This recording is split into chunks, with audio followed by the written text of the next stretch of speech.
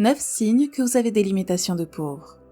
Les limitations sont des lignes directrices personnelles qui définissent ce qui est acceptable et ce qui ne l'est pas dans vos relations.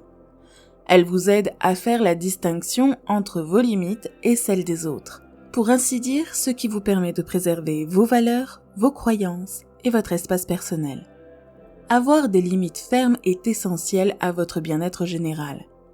Elles vous aident à rester fidèle à vous-même et à protéger votre temps, votre énergie, vos émotions et votre espace physique. Elles vous permettent également d'établir des relations saines avec les autres. S'il est normal que les limites soient mises à l'épreuve de temps à autre, les personnes qui ont tendance à avoir de mauvaises limites ont souvent du mal à établir des relations avec les autres. Si vous vous demandez comment savoir si vous avez de mauvaises limites, voici 9 signaux d'alarme à surveiller. Mais avant de commencer, si vous êtes nouveau sur cette chaîne, n'oubliez pas de vous abonner pour ne manquer aucune de nos prochaines vidéos. Likez la vidéo si elle vous plaît et partagez-la autour de vous. Numéro 1. Vous ne vous sentez pas aux commandes de votre vie. De nombreux facteurs contribuent à votre manque de contrôle et vous pouvez avoir du mal à savoir par où commencer pour réparer les choses. Il est possible que les gens dans votre vie ne respectent pas vos besoins, ou peut-être ne savez-vous pas comment vous défendre. Vous êtes peut-être même tellement habitué à ce que les autres s'immiscent dans votre vie que cela vous semble normal. Et vous ne réalisez pas qu'il y a une autre façon de faire. Dans ces cas, c'est l'absence de limite qui est en cause. Et si vous ne fixez pas de limite et ne vous affirmez pas, la situation ne s'améliorera pas. Deuxièmement, vous avez tendance à trop partager. Si vous ressentez le besoin de faire savoir à tout le monde combien de verres vous avez bu hier soir ou combien d'argent vous avez à la banque, il y a de fortes chances que vos limites soient à revoir. C'est particulièrement vrai si vous faites peu d'efforts pour cacher quoi que ce soit de votre vie personnelle, aux personnes qui ne devraient pas avoir accès à ces informations. Les autres doivent comprendre ce que vous êtes prêt à partager avec eux et ce qui est hors limite. Et cela peut être difficile si vous n'avez pas l'habitude de fixer ces limites par vous-même. Troisièmement, vous vous sentez coupable pour de petites choses. L'un des signes les plus évidents d'un manque de limites est le sentiment de culpabilité pour de petites choses. Il se peut que vous laissiez d'autres personnes vous marcher dessus et profiter de votre temps et de votre énergie. Mais cela peut aussi signifier quelque chose de beaucoup plus simple. Vous avez peut-être du mal à dire non. Numéro 4. Votre journée est à la merci d'un autre. Les caprices. Si vous laissez régulièrement les autres dicter la façon dont vous passez votre temps, il est probable que vous n'avez pas de limites solides. Il peut être difficile de dire non aux autres, surtout si nous avons peur de les décevoir ou de les laisser tomber. Par conséquent, nous acceptons souvent des tâches et des projets supplémentaires au travail lorsque nous avons promis trop de choses. Cela se fait souvent au détriment de notre santé et de notre bien-être, si nous faisons toujours passer les besoins des autres avant les nôtres.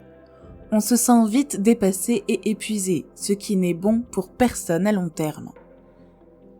5.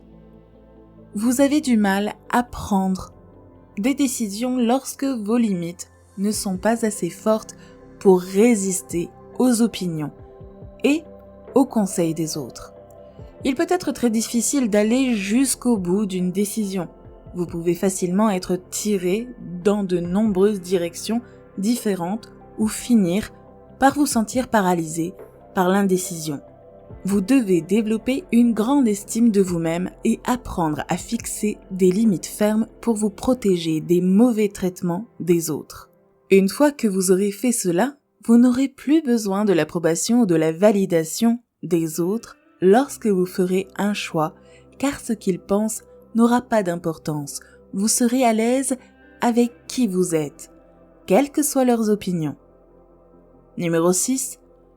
Vous avez peur du rejet ou de l'abandon. Il peut être difficile de fixer des limites avec les autres, même si vous savez que vous en avez besoin. Cela est particulièrement vrai si vous craignez la réaction de la personne. Peut-être ne voulez-vous pas blesser l'autre personne, ou peut-être avez-vous peur qu'elle vous rejette ou vous abandonne si elle a l'impression que vous n'êtes pas de son côté. Vous pouvez également avoir peur de ne pas être apprécié des autres ou d'être jugé pour avoir fixé des limites pour vous-même. N'oubliez pas que vous n'êtes pas responsable des sentiments des autres. Vous n'avez pas à vous justifier et vous avez le droit de dire non lorsque quelque chose ne vous convient pas. Septièmement, tu te surprends à trouver des excuses au comportement des autres. Vous trouvez souvent des excuses au comportement des autres, en vous disant par exemple qu'ils ne voulaient pas vous insulter ou qu'ils ne faisaient que plaisanter, au lieu d'aborder le problème directement. C'est un signe que vous avez de mauvaises limites, parce que cela démontre que vous êtes prêt à mettre votre confort et votre bonheur en dessous de celui de quelqu'un d'autre. Les frontières pauvres nous mènent souvent à faire des excuses pour d'autres actions, quand ces actions sont réellement négatives, nous affectent et devraient nous être adressées. Numéro 8. Vous avez des tendances agressives passives. Le comportement agressif passif est un autre signe des frontières pauvres. Vous pouvez être passif-agressif si, dans un effort pour éviter le conflit, vous n'exprimez pas votre colère ou vos sentiments directement, ou si vous essayez de vous venger des gens sans leur dire pourquoi. Le problème de cette approche est qu'elle ne résout rien, car elle ne s'attaque pas au vrai problème, et qu'elle rend les autres confus et rancuniers. Numéro 9. Vos relations sont difficiles ou dramatiques. Si vos relations sont difficiles ou dramatiques et remplies de hauts et de bas émotionnels, de codépendance ou d'abus, qu'ils soient physiques ou émotionnels, cela peut être un signe que vous avez de mauvaises limites. La raison est simple. Si vous permettez aux gens de franchir leurs limites par peur du conflit, ils continueront probablement à le faire. Et s'ils s'en sortent en abusant de vos limites de façon mineure, ils finiront par se sentir à l'aise pour le faire de façon plus importante.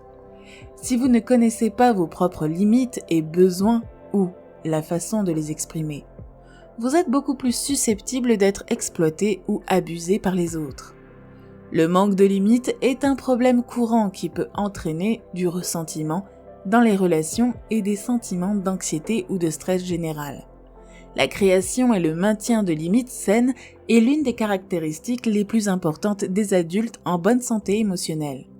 Cela dit, le développement et le maintien de relations saines est un processus en constante évolution, ce qui signifie que vous devez constamment fixer et réinitialiser les limites.